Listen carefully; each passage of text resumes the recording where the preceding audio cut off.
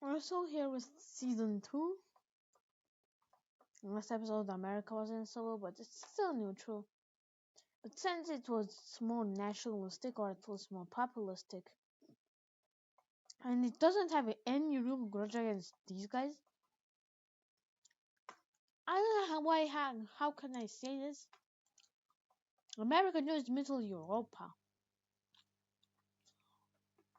Again, and the Entente also tries to improve relations with the Japanese Empire. They're still somewhat powerful.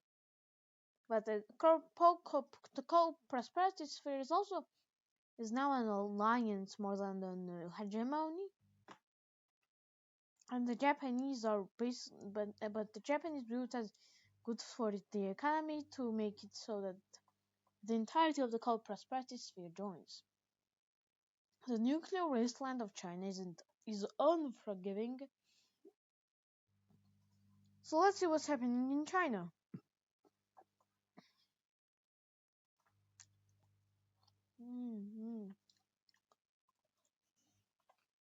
This Chinese army, which its leader is really old, decides to invade these 3 Chinese armies, and with this Chinese army would be enough to secure all of these Chinese territories, establish our leadership over China.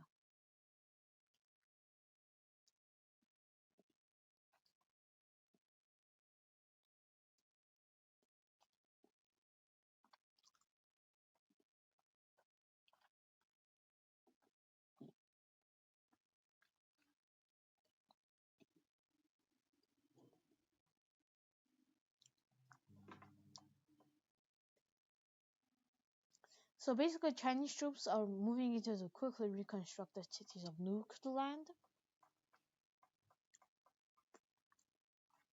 The Chinese resistance army just straight up does actually try to fight back.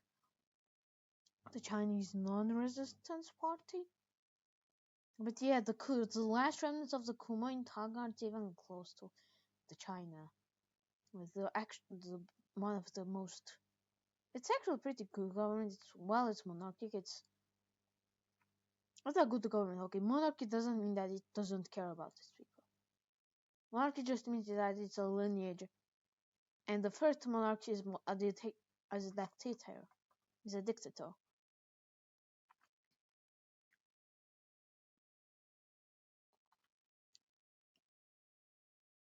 Also, so basically, this China is very good at defending and revenge, but the problem with that goes is that both Shanghai and this China joins the war. Shanghai and Beijing joined the war, so China is now starting to get cooked.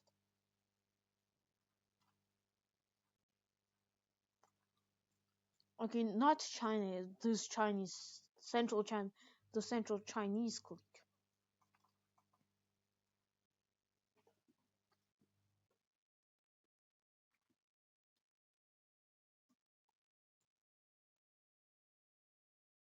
Circuits. Where's circuits?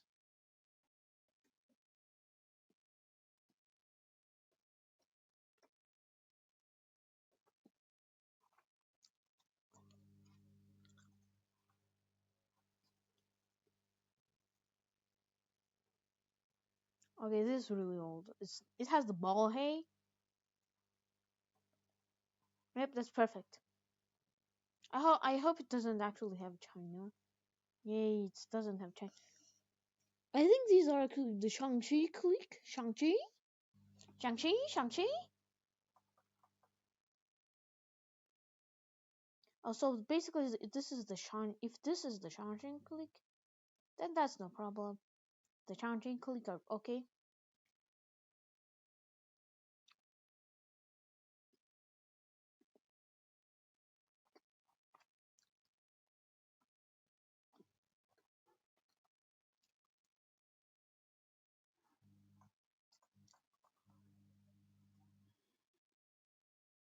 the Changji clique.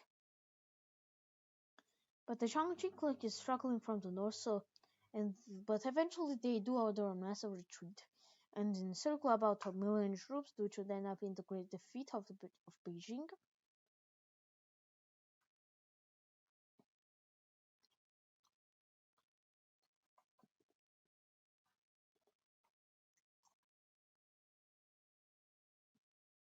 And the Yangtze River falls under almost complete. Wait, isn't this the Yangtze? Does this map also have rivers?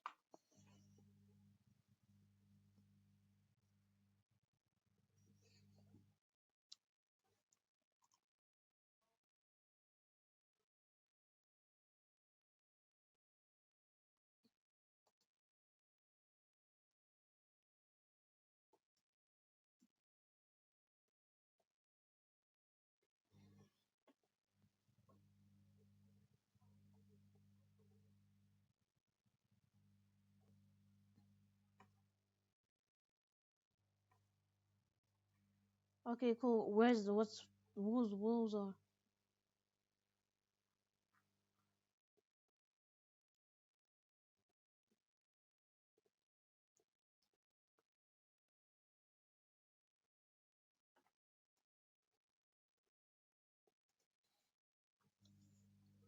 So that's the Yellow River.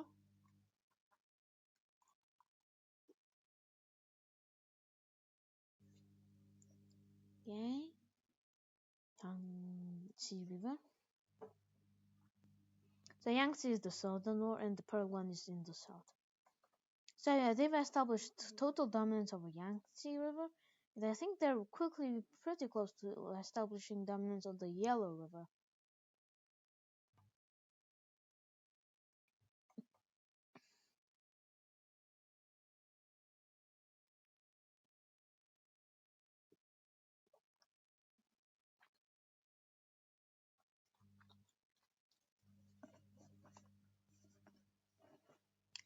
However, this small league is actually able to survive. So basically, this Chinese group, actually, with these guys being alone, the main goal of this Chinese army is to make it so that they will get blockaded so they can starve. But even though they actually do have and are self-sufficient enough to produce food at least and some levels of ammunition, but with blockades, the economy collapses. They cannot keep up their armies. Their army gets hungry, so basically they surrender. The same with this clique. This clique also falls, and I guess this clique's also in the war, the Pearl River Creek, and instead,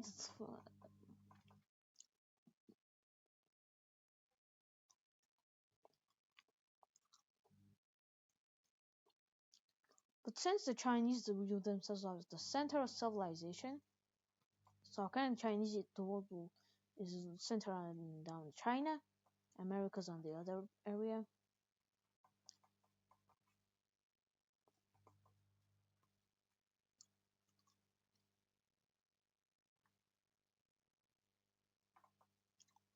Eventually, these small port cities get sieged down and full. Then by this point, we're actually in the mid 1970s.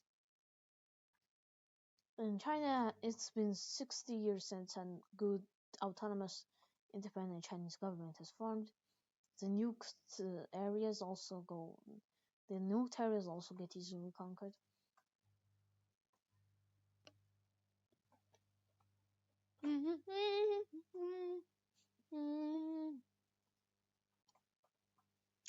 It's around It's around like 65 years since the collapse of the Chinese, so multiple generations have knowledge of a unified China. After the end of this war, this the Yellow River China finally unifies all of China, replacing the old Kuomintang, which was or the Qing government, which were only in the League of Eight Provinces, which still exists because they didn't join the war. It's not really the League of Eight Provinces; it's It's like maybe League of 3 or 4 provinces.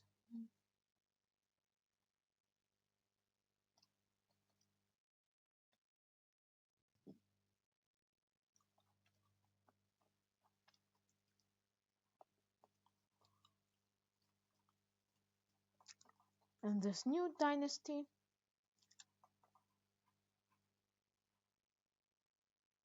well, it actually centers itself around the Yangtze River, which and or the Yellow River, because those two rivers didn't get that much poisoned.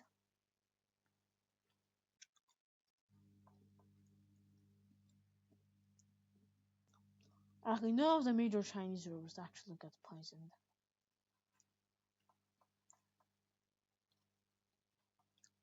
Okay, that was in China, and with Japan joining, the Middle Europeans believe that it is important for China to join because the Chinese, according to them, hate Japan. But the Chinese straight up don't care.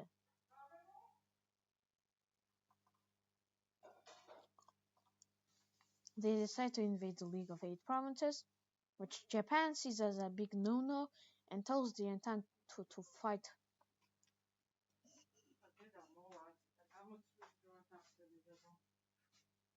I videos. And so basically, but the Entente says that it would just be a waste of time because they're currently in a stirring match against the Middle Europa, or or now the Welt, or now the Weltpact, and now it's German because I said so. Even though it's originally actually started as a more of a Polish alliance, I think it started as the Intermarium and the Axis, but those two actually united against the evil Entente. But the Entente actually came back from the dead, and that's how this is going out.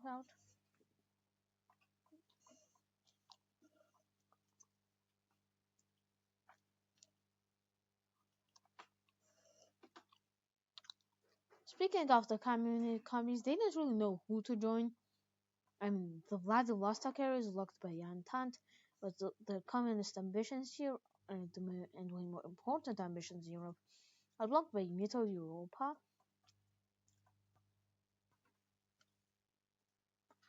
And Japan and China just straight up says, and China goes in isolationist mode.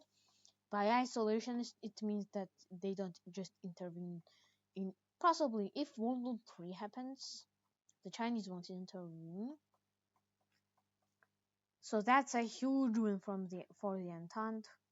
But Korea will, but Korea is too weak to do that. I mean, Korea doesn't even control all of Korea; it just controls a small part of it.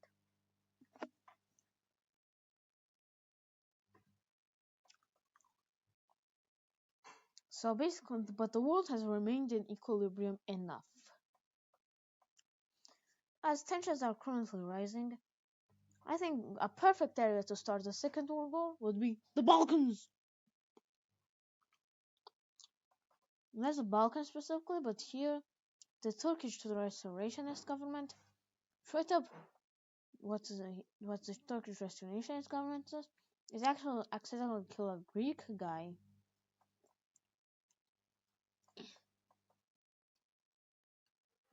because a Greek guy was actually a merchant entering Turkish lands to trade goods. But the Turks are basically bored of immigrants, so and they want a Turkish population here. Well, but the Bulgaro-Greek Empire, but keeps them deporting them all.